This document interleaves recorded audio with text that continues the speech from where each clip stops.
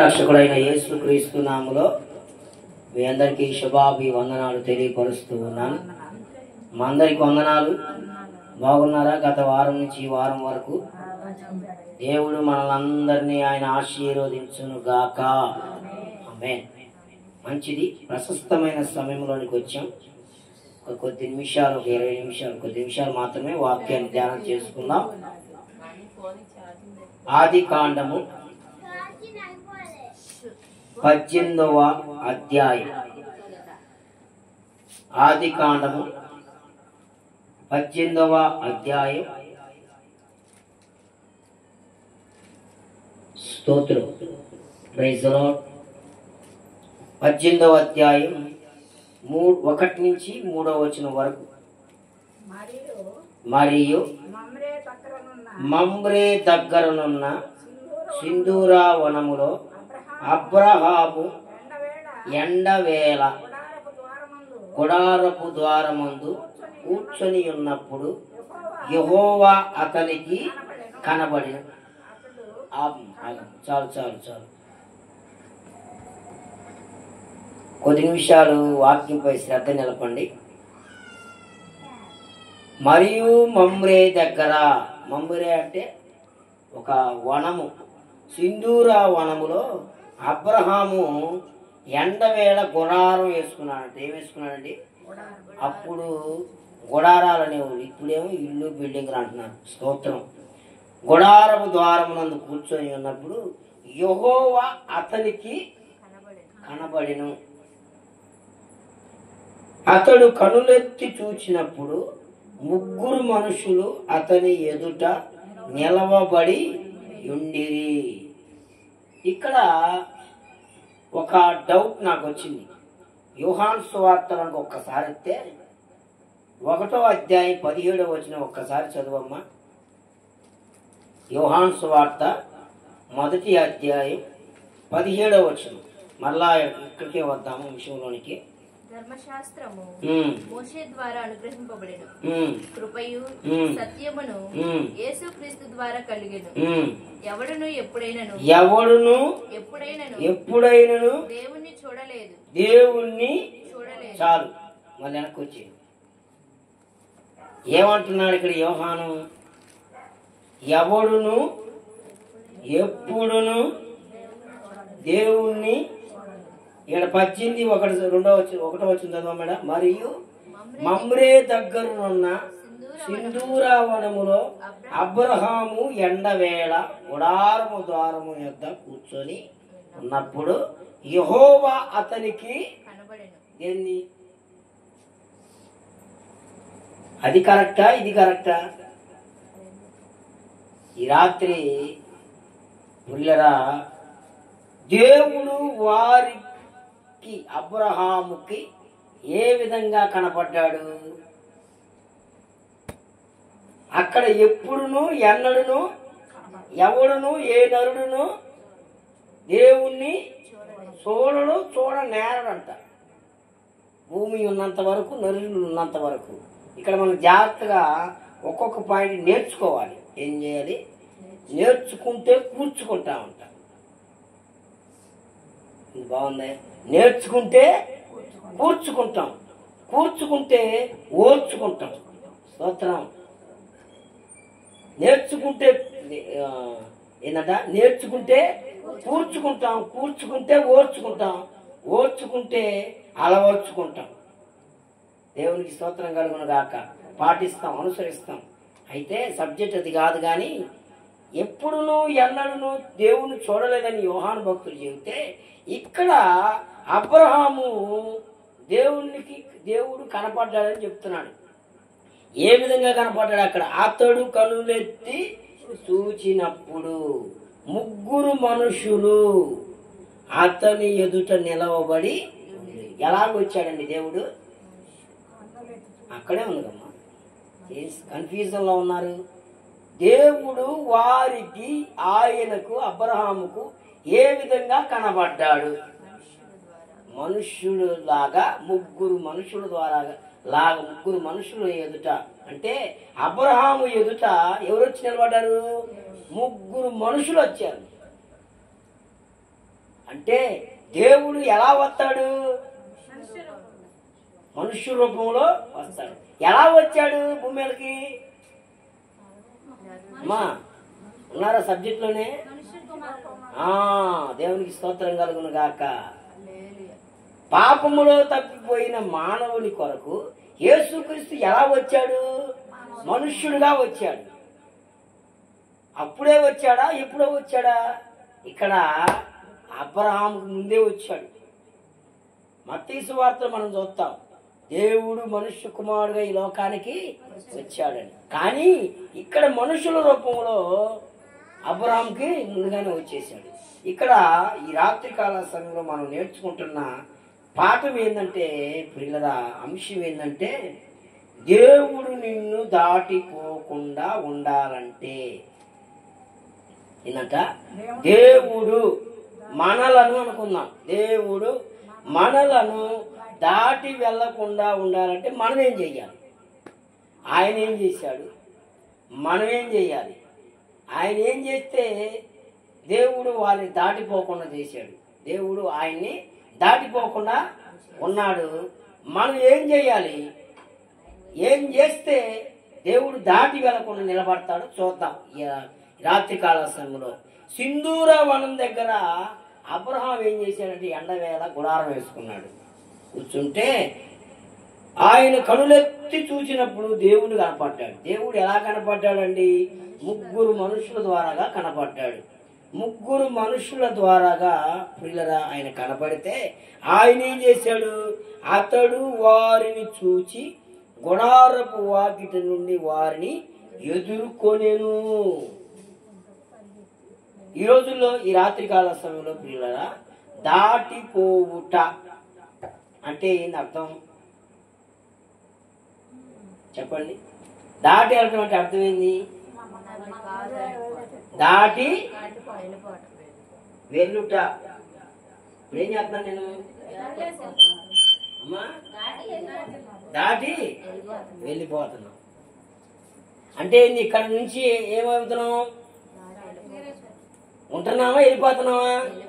ఇక్కడ పిల్లరా వారు ఎవరో గుర్తించాడు ఆయన. ఎవరో దేవుని కలిగిన బిడ్డలని, దేవుని దోతలని ఆయన ఎరిగి ఏం చేశారంటే దాటిపోయే వాళ్ళని ఏం చేశాడు ఆయన? ఎదుర్కొన్నాడు. ముందు పరిగెత్తడం కాదు, ఎదుర్కొన్నాడు.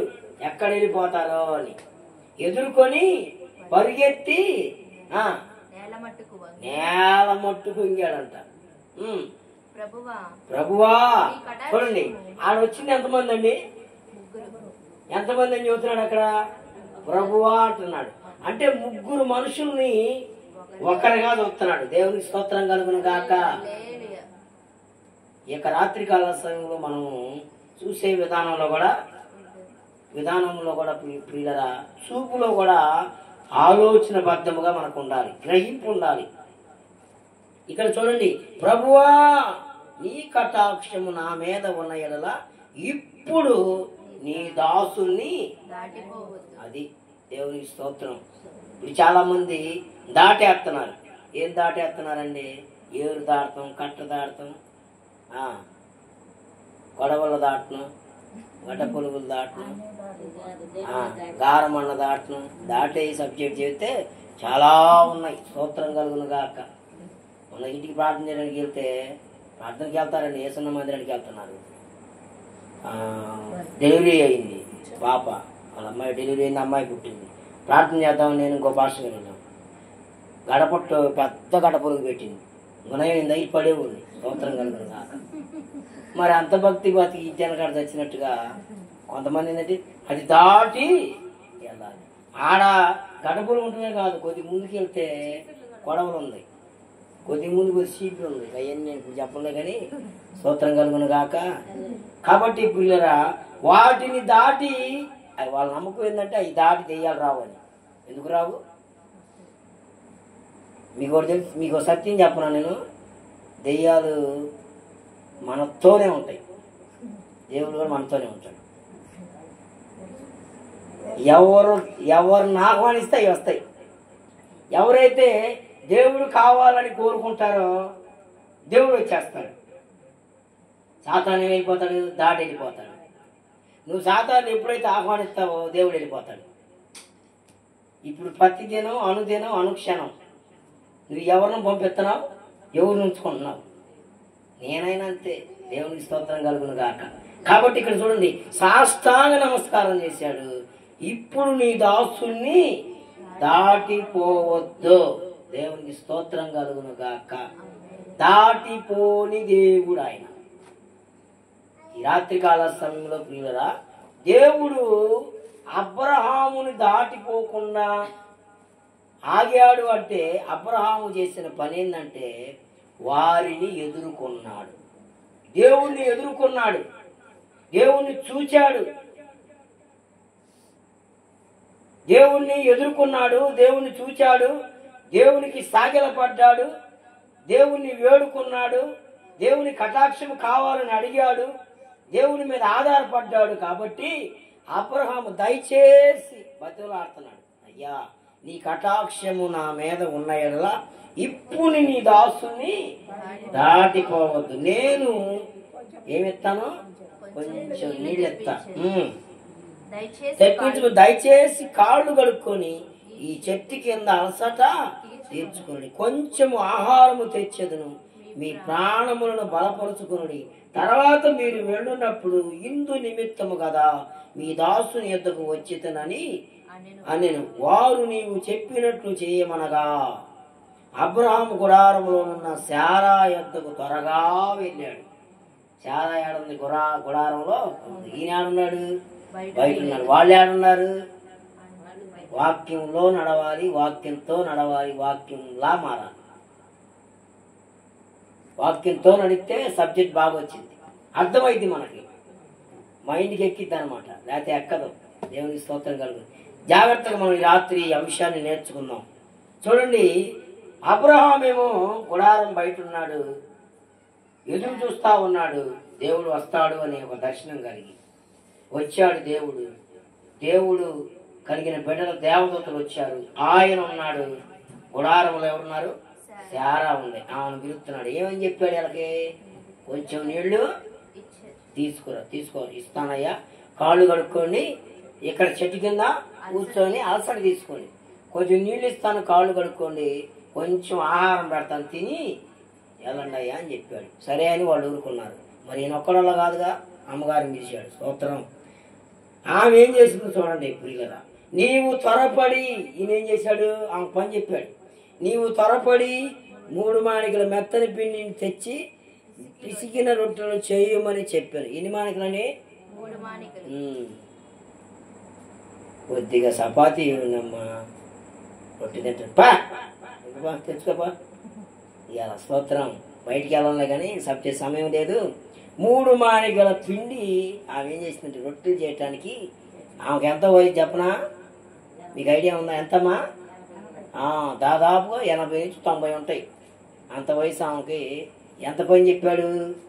10, 15 ఏళ్ళు, 20 ఏళ్ళు చేసే పని అంత చెప్పాడు ఆమెకి. ఆమె గయ్యం లేచిందా? చూడండి, ఆమె ఏం చేసింది, కాక 3 మాణికల పిండి తెచ్చి పిసికిందంట. ఏం చేసిందండి? పిసికి తెచ్చి రొట్టెలు తయారు చేసింది. ఇంకా చూడండి మళ్ళీ ఏం చేశాడు. మరియు అబ్రహాము పశువుల మందకు పరిగెత్తి, అబ్రహాం పరిగెత్తాడంట. అబ్బా చూడండి, ఆయన వయసు ఎంత ఉంది చెప్పండి? దాదాపు ఆయనకి 90 నుంచి 100 మధ్యలో ఉంటాయి. పరిగెత్తాడంట. ఒక మంచి లేత దూడను తీసుకొచ్చి ఒక పనివాడికి అప్పగిచ్చి వాడు దాన్ని త్వరగా సిద్ధపరిచను. తర్వాత అతడు చెప్పిన వెన్నను పాలను తాను సిద్ధము చేయించిన దూడను తెచ్చి వారి ఎదుట పెట్టి వారు భోజనము చేయుచుండగా వారి యొద్ద ఆ చెట్టు క్రింద నిలిచాడు. చూడండి ఎంత సమయంలో ఎంత వంట చేశాడు. 2 ముసలోళ్ళు, కుర్రోళ్ళు కూడా కాదు. ప్రియులారా చూడండి, దేవుణ్ణి దాటిపోనిలేదు. అబ్రహాం ఏం చేయలేదు, దాటిపోనివ్వలేదు. సాష్టాంగ నమస్కరించాడు, సాగిలపడ్డాడు, దేవుని సన్నిధిని గౌరవించాడు, దేవుని సేవకులను గౌరవించాడు, దేవుని వాక్యాన్ని గౌరవించాడు. దేవుని యొక్క పాటలు గౌరవించాడు, దేవుని యొక్క కృపను గౌరవించాడు, దేవుని యొక్క స్వరమును కనుకరించాడు, గౌరవించాడు. ఈ రోజుల్లో పిల్లల ఎలా ఉందంటే దేవుని వాక్యాన్ని దాటిపోతున్నారు, దేవుని పాటలు దాటిపోతున్నారు. ఏందమ్మా ప్రార్థన రాలేదంటే విస్తారమైన పనులు మార్తకు మళ్ళీ స్తోత్రం ఎన్ని పెట్టుకొని ఆడగుదిరికి పాస్తున్నారు. సంఘాల మీద చూస్తూ ఉంటాం, పిల్లల దాటి వేస్తున్నారు. ఒక గంట ఉంటే మనం ఉంటామండి, ఈ సన్నిధి ఉంటుందా? మరలా ఈ సన్నిధి రావాలంటే ఎన్ని రోజులు పట్టిద్ది? మరి చూడండి, ఈరోజు ఎవరు రేపేమి సంభవించను నీకు తెలియదు, నా ప్రాణమో తినుమో తాగుమో అన్నాడు ఆయన. ఎవరో ధనవంతుడు, ఎవరు స్తోత్రం ఏడబడింది తేడా. తినుమో సాగు దేవుడి స్వరమైన పడుతుంది. ఓరి వెర్రివాడ, ఈ రాత్రి నీ ప్రాణాన్ని నేను తీసుకుంటున్నాను, నేను అడుగుతున్నాను, నీ ఇవన్నీ ఏమోనన్నాడు. స్తోత్రం కలుగును గాక. కనుక పిల్లరా దాటి వేస్తున్నారు. పాటలు, ఆరాధన, సన్నిధి అంతటిని కూడా పిల్లరా దాటి వేయుచున్నాడు. కానీ ఈయన దాటి వేయకుండా వారిని ఆపేశాడు. నువ్వు సన్నిధి కాడ ఆగిపోవాలి, పాటల కాడ ఆగిపోవాలి, ఆరాధన కాడ ఆగిపోవాలి. దేవుడి సన్నిధి మీద, దేవుని శక్తి మీద, దేవుని యొక్క ఆరాధన మీద నువ్వు మక్కువ చూపాలి. కనుక పిల్లరా చూడండి, దాటిపోలేవలేదు అబ్రహాము వారిని ఎదుర్కొనటం వల్ల అబ్రహాము జీవితంలో ఉన్న కొరత ఏమైపోయింది? తీరిపోయింది. ఈ రాత్రి నీవు దేవుణ్ణి గనక దాటిపోవద్దయ్యా నువ్వు ప్రార్థన చేయగలిగితే నీకున్న కొరతలన్నీ ఆయన తీరుస్తాడు. చప్పట్లు కొట్టి గట్టిగా హల్లెలూయా. నీకున్న సమస్యలన్నీ తొలగిస్తాడు. కనుక ప్రియుల ఆయన దాటిపోని దేవుడు. చూడండి ప్రియుల 24వ అధ్యాయం లోకాసు వార్త 24:53 త్వరగా చూద్దాము. లోకాసు వార్త 24:53లో దాటిపోకుండా ఉండాలంటే మనం ఏం చేయాలంటే పిల్లరా చూడండి 24:53లో అక్కడ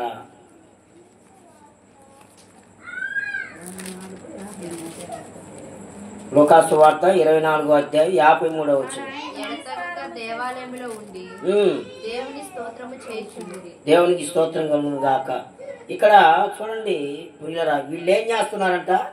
ఎడతెగక దేవాలయంలో ఉండి దేవునికి స్తోత్రం చేస్తున్నారు. ఎడతెగక ప్రార్థనలో కూర్చొని ఏం చేస్తున్నారు? వీళ్ళు స్తోత్రం చేస్తున్నారు, పాటలు పాడుతున్నారు, స్తుతిస్తున్నారు, ఆరాధన చేస్తున్నారు. అప్పుడు దాటి వెళ్తాడండి? చెప్పండి, దాటి వెళ్తాడు? వెళ్ళలేడుగా. మనం ఏం చేయాలంటే పిల్లరా దేవుని ఎల్లప్పుడూ దేవుని స్తుతించాలి, ఆరాధించాలి, పాటలు పాడాలి. పాస్టర్ నా పాటలు రావండి, ఎందుకు రావు? నేర్చుకో. దేవుణ్ణి అడగాలి, పాటలు రావాలని అడగాలి, స్వరం ఇవ్వని అడగాలి. ఆయన బలహీనులు బలవంతులుగా వాడుకోగలిగిన సమర్థుడు, శక్తిమంతుడు.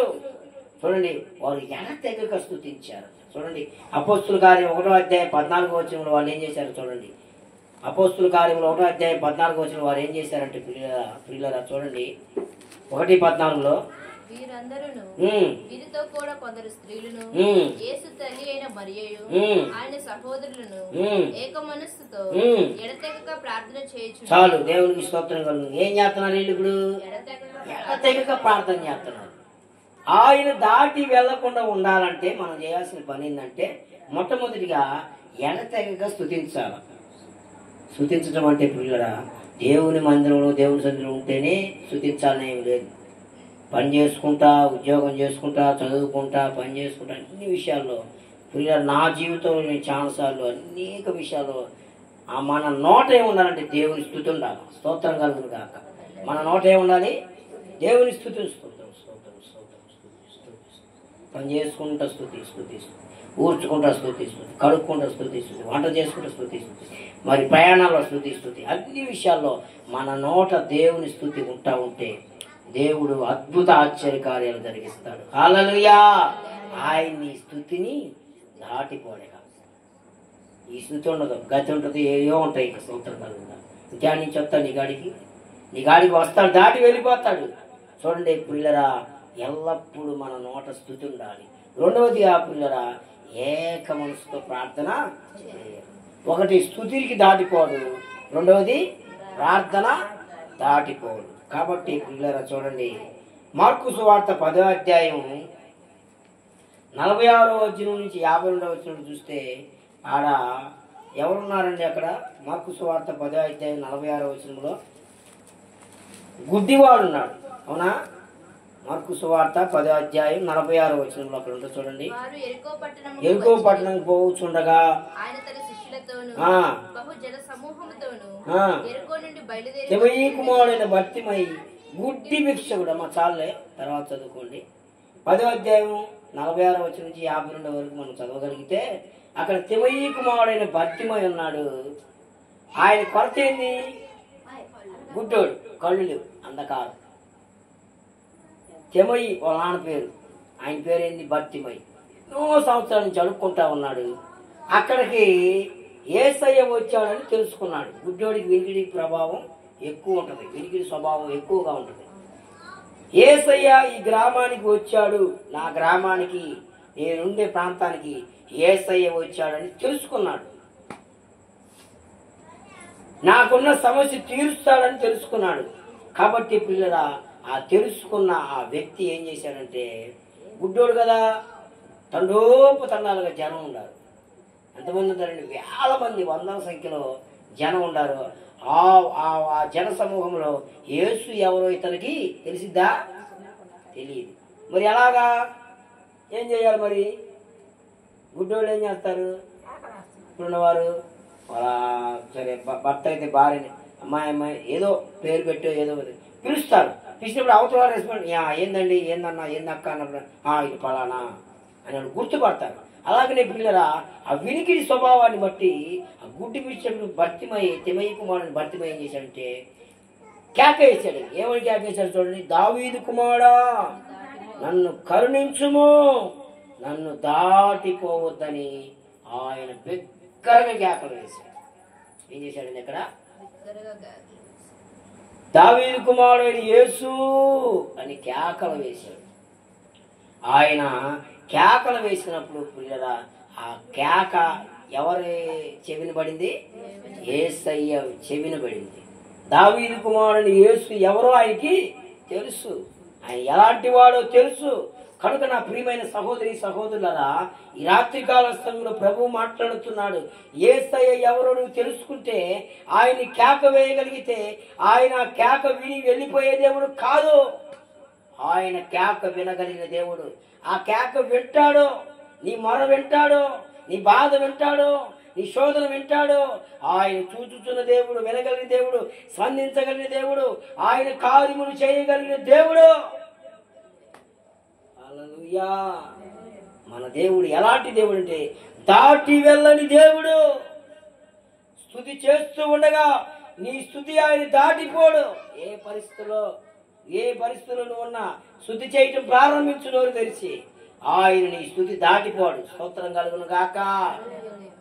ఏ సమయమైనా నువ్వు ప్రార్థన చేయి, ఎడతెగకుండా ప్రార్థనలో గడుపు, ప్రార్థనలో మాట్లాడు, దేవుడితో ఉండు. ఆయన నీ ప్రార్థన దాటి వెళ్ళని దేవుడు, ఆయన ప్రార్థన ఆలోచించే దేవుడు. కనుక పిల్లలు చూడండి, ఈయన కేక వేశాడు, ఆ కేక విన్నాడు ఆయన. ఆ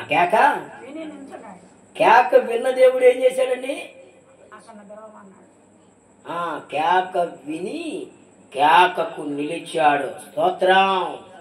కేకకు నిలిచాడు. కేకకు నిలిచి ఏం చేశాడు తెలుసా? ఎవరా కేకలు వేస్తుందని చూచాడు. స్తోత్రం. పిల్లరా చూడండి, మన దేవుడు ఎలాంటి దేవుడు అంటే కేక వినగలిగిన దేవుడు. మన దేవుడు ఎలాంటి దేవుడు అంటే కేకను గుర్తుపట్టగలిగిన దేవుడు. మన దేవుడు ఎలాంటి దేవుడు అంటే కేకకు నిలిచే దేవుడు. దాటి వెళ్ళడు ఆయన. నిలిచి నీ అక్కరత ఏందో, నీ కొరత ఏంటో, నీ బాధ, అక్కడ ఉన్నవారు ఏం చేశారు తెలుసా? రే గుడ్డోడా, కూర్చో, కదలబాకు, జనం తండోపుతండం తొక్కుతారు, నశించిపోతావు, చనిపోతావు, పక్కగా పోనుకుంటున్నారు. అయినా కానీ వాడు ఏం చేశాడు తెలుసా? బిగ్గరగా కేక వేశాడు. స్తోత్రం కలుగును గాక. బిగ్గరగా కేక వేశాడు. ఆ కేక దేవుని చెవిన పడింది. పిల్లరా పడి నిలిచిపోయాడు. నిలిచిన దేవుడు కేక వేసిన వ్యక్తిని పిలిచాడు. పిలిచిన దేవుడు నీకేం కావాలని అడిగాడు. అయ్యా నేను గుడ్డివాడిని. హల్లెలూయా. నేను గుడ్డివాడిని, దయచేసి నన్ను కరుణించమని అడిగితే, పిల్లరా చూడండి, నాకు దృష్టి కలుగు చేయని అడిగినప్పుడు పిల్లరా అతన్ని ఏం చేశాడు తెలుసా? మొదట నీవు భయములో ఉన్నావు కాబట్టి ధైర్యపరచబడు, ధైర్యం తెచ్చుకో, ధైర్యపరిచాడు. పిల్లరా చూడండి, మన దేవుడు కేక విని, నీ నా కేకలు విని పిల్లరా, ఆయన కేకకు దాటి పోని దేవుడు. ఆయన నిలిచిపోతాడు, పిలుస్తాడు, అడుగుతాడు, తీరుస్తాడు, సమకూరుస్తాడు, కార్యము చేస్తాడు, కొరత తీస్తాడు, బాధల నుంచి విడిపించి ధైర్యపరుస్తాడు. నా దేవుడు ఎలాంటి దేవుడు అంటే కొరతలన్నీ తీర్చగల దేవుడు. ఆయన నిన్ను పిలుచుచున్నాడు అని శిష్యులు అప్పుడు పిలుస్తున్నారు. నెక్కిన వారు ఏం చేశారండి? దేవుడు నిన్ను పిలుస్తున్నాడని పిలిచాడు. చూడండి, దిగ్గున లేచాడంట. స్తోత్రం కలుగును గాక. దిగ్గున లేచి ఎక్కడికి వెళ్ళాడు? యేసయ్య నద్దకు వెళ్ళాడు. చూడండి, యేసు నేను నీకేమి చేయగోరుచున్నాను అడిగాడు అక్కడ. స్తోత్రం. ఆయన అడుగుచాడు. పిల్లరా, అడుగుడి మీకు ఇవ్వబడిన, అడుగు ప్రతి వాడికి ఇయ్యబడతాయి. కనుక పిల్లరా, ఆయన నీకేమి చేయకూడదని అడగగా ఆ గుడ్డివాడు బోధకుడా నాకు దృష్టి కలుగు చేయమని ఆయనతో నేను. అందుకు యేసు నీవు వెళ్ళుము, నీ విశ్వాసము నిన్ను స్వస్థపరుచుని చెప్పాను. వెంటనే వాడు త్రోవన ఆయన వెంట చూపు పొంది వెళ్ళాను. చప్పటి కొట్టు గట్టిగా.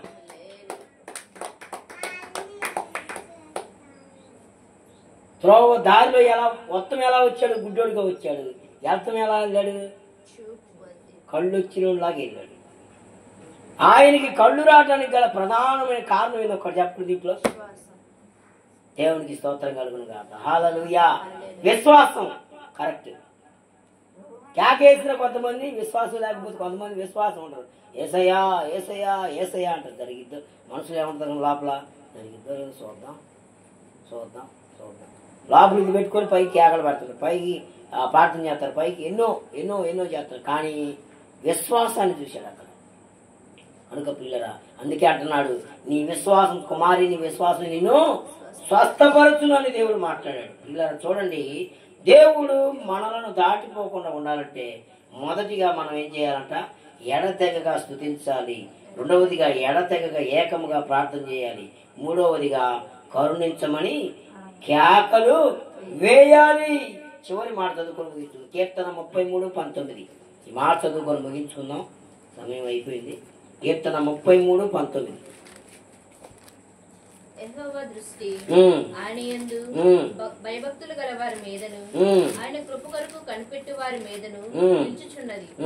మనము యెహోవా పరిశుద్ధ నామము. చాలు చాలు, దేవునికి స్తోత్రం కలుగు. చూడండి, దేవుని కనుదృష్టి ఎవరి మీద ఉంటుందంట? భయభక్తులు కలిగిన వారి మీద దేవుని కనుదృష్టి ఉంటుంది. పిల్లరా, ఎవరిని దేవుడు దాటిపోడంటే ఇది కూడా మనం చేయవలసిన పరిస్థితి ఏర్పడేది. పిల్లరా చూడండి, 33:19 అంటాడు దావీదు మహారాజు, యెహోవా దృష్టి ఆయన యందు భయభక్తుల వారి మీదను ఆయన కృప కొరకు కనిపెట్టు వారి మీదను నిలుచుచున్నది. దేవునికి స్తోత్రం. కృప కొరకు ఎదురు చూడాలి. దేవుని కృప. అయ్యా యేసయ్య, నీ కృప నాకు కావాలి, నీ కృప నాకు కావాలి, నీవు కావాలి, నీవు ఉంటే నాకు చాలు, నీ తోడు చాలు, నీ నీడ చాలు, నీవు నాలో మాతో మాలో మా కుటుంబంలో నాతో నువ్వు నడవాలి, నీవు నాకు కావాలని నీవు దేవుణ్ణి కోరుకొని దేవుని మీద నీవు ఎప్పుడైతే ఆశ్రయించి ఆయన మీద ఆనుకొని హత్తుకొని కొనసాగుతూ ఉంటావో, ఎక్కడ కొనసాగుతావు? దేవుని సన్నిధిలో కొనసాగుతూ ఉంటావో అప్పుడు దేవుని కనుదృష్టి నీ నా కుటుంబాల మీద ఉంటుంది. దేవుని స్తోత్రం. నీ నా కుటుంబాల మీద ఉంచి పిల్లరా ప్రతి విధమైన విషయాలన్నింటిలో ఆయన తోడై ఉండి మనలను దాటిపోని దేవుడుగా ఉండి మన కార్యాలన్నీ ఆయన జరిగిస్తాడు. చెప్పండి, మనల్ని దాటిపోకుండా ఉండాలంటే మనం ఏం చేయాలి? ఎడతెగక స్తుతించాలి. రెండవది ప్రార్థన చేయాలి. మూడవది కేకలు వేయాలి.